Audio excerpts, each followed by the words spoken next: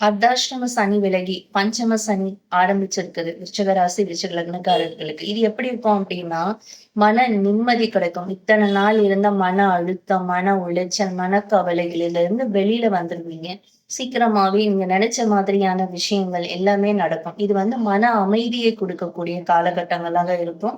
அதாவது நீங்க இப்ப இழந்த, இல்ல வரவேண்டிய உங்களுடைய குடும்ப உறவுகளுடைய சொத்துக்கள், பொருளாதார முன்னேற்றம் இது அத்தனையுமே இந்த காலகட்டங்கள் வரும். இதுதான் பஞ்சம சனியோடைய பலாபலன்.